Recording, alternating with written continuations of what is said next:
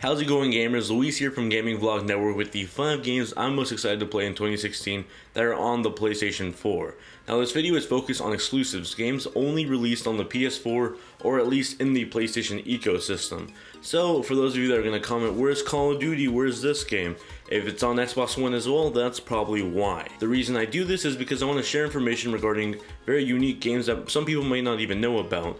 If I make a video for the PS4 and the Xbox One and they all have multi-platform games, the videos are all going to be the same, which is rather pointless. So without further ado, let's get started. At number 5, we have Horizon Zero Dawn. Horizon Zero Dawn is being developed by Guerrilla Games, the developers of the Killzone series, and most recently Killzone Shadowfall on the PlayStation 4. Now Horizon Zero Dawn is a brand new IP from this developer, which is something I'm really excited for because we're used to seeing first-person shooters from this developer, and now we're seeing this crazy third-person action-adventure game where we're hunting down giant robots or machines. They're technically not called dinosaurs, but they pretty much look like dinosaurs. Essentially, this game takes place in a dystopian future where all of society has been taken down and it's being overrun by machines that look like animals.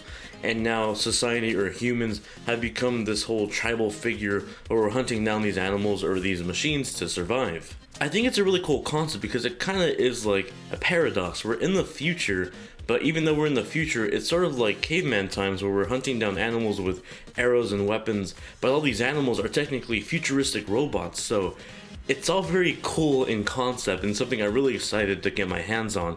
I've seen demos of it behind closed doors and in public.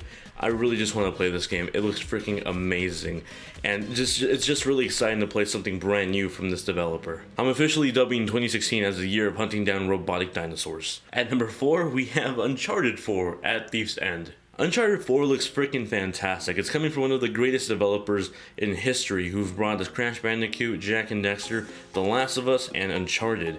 All great hitters with PlayStation audiences, and I'm a really big fan of The Last of Us, and Uncharted was a great series on the PS3.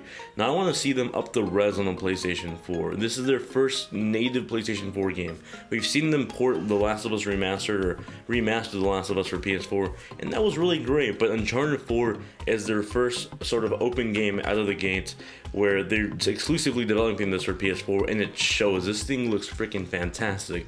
Just compare the visuals from Uncharted 3 to 4 and just look at Nathan Drake's model or character model. This thing looks freaking beautiful. Now aside from the beautiful visuals, Uncharted has always had this whole action adventure gameplay where it feels like you're playing a live action movie or an action movie, and I'm really excited to experience that again. Coming back from The Last of Us, which was a completely different dark tone to what Uncharted usually is, Uncharted 4 is sort of spicing up its whole tone by making it feel a little bit darker but still having that whole action feel to it. And aside from the tone, Naughty Dog is actually adding new gameplay elements to Uncharted 4 that sort of spice up the story. It looks like you'll be able to actually choose responses between character dialogues and ultimately shape how the story plays out in Uncharted 4, which is something I'm really excited for. Plus, I got to play the Uncharted 4 multiplayer beta last month, and it was actually pretty good. I think it's sort of a trend now with Naughty Dog where they release a game, I really don't care about the multiplayer mode, I play the multiplayer mode, and I'm like, I was wrong, this thing's amazing. At least that's what happened with The Last of Us for me. For number 3, we don't have the third installment of the game, but we have a 2.8 installment. Kingdom Hearts 2.8. Kingdom Hearts 2.8 is essentially another HD collection that Square Enix is releasing about Kingdom Hearts. We've gotten Kingdom Hearts 1.5, Kingdom Hearts 2.5 on the PS3, and now on the PS4 we're getting Kingdom Hearts 2.8. I'm not sure how they got that number, but cool. Essentially, Kingdom Hearts 2.8 is the final HD collection before Kingdom Hearts 3 that connects the series to where it is now to Kingdom Hearts 3 story-wise.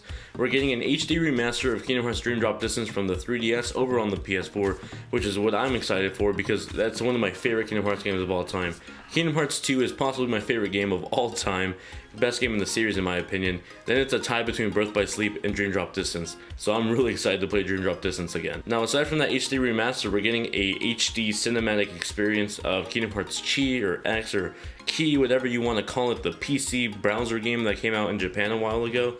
that hasn't came out here in North America. It's essentially going to explain the story of the PC browser game in the form of a movie or a very long cutscene. And that's really cool because not many people are actually going to play this PC browser game, so this is one way to shortcut the experience and still learn what the hell happened in the Kingdom Hearts lore that'll eventually connect to Kingdom Hearts 3. And finally, we get the second chapter, or the epilogue, of Kingdom Hearts Birth by Sleep, which connects what's going to happen between Kingdom Hearts Dream Drop Distance and Kingdom Hearts 3. It basically shows that the Warriors of Light, like King Mickey, Riku, and Kairi, are going to have to go to the World of Darkness, or Realm of Darkness, and go save these souls that have been lost in Birth by Sleep, and that's Terra, Aqua, and Ventus. Basically, if you're a Kingdom Hearts fan, you should get excited for this game, and if you haven't gotten into Kingdom Hearts, go pick up the HD collections on PS3 and then get ready for this one. At number 2, we have Final Fantasy 15. Final Fantasy 15 looks freaking fantastic. Now, I've never actually been into the Final Fantasy series. I'm not going to pretend like, oh, I've played every single one since they came out. I have not. I played 7, I played a little bit of 10, I played most of the demo for 15,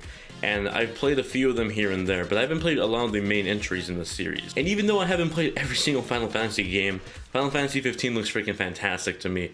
The game is set in its own little universe, so it's not like I have to go play a bunch of other games to understand the story.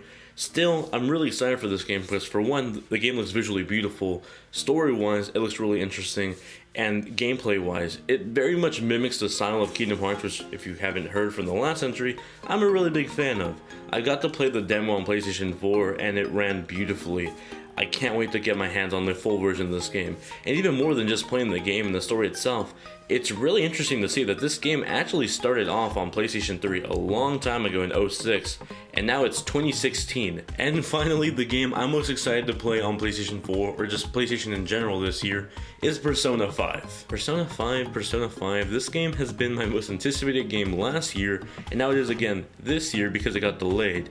This is the first numbered entry in the series since Persona 4 on the PlayStation 2, and I guess the Vita if you count the remaster. Now, after years and years of spin-offs for Persona 4, I'm so excited to play Persona 5. I've gotten to play Persona Q, Persona 4 Arena, Persona 4 Ultimax, Persona 4 Dancing All Night. There are so many Persona 4 games. I'm just really excited to see a brand new RPG experience from the Team Atlas team, or the Persona team, in the Persona universe with a brand new cast of characters. Now, judging only from the trailers, because we haven't actually had time to play the game, or there aren't any demos of it available, it looks like it's going to be a much darker tone this time around. Persona 4 was very slice of life, comedy, romance based. You had this whole dating simulator built into it, this visual novel, and then this JRPG, and it all took place in this high school, which for the most part was very comedy centric.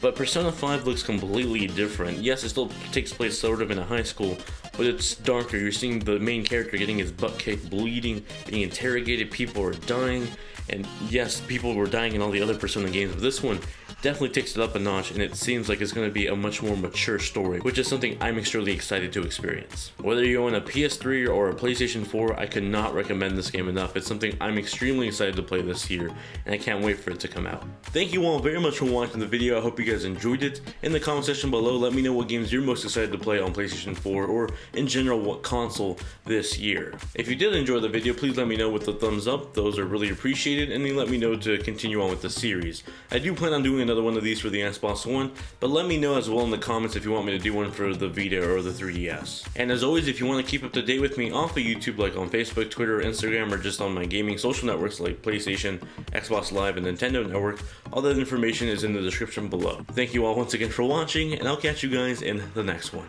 Later.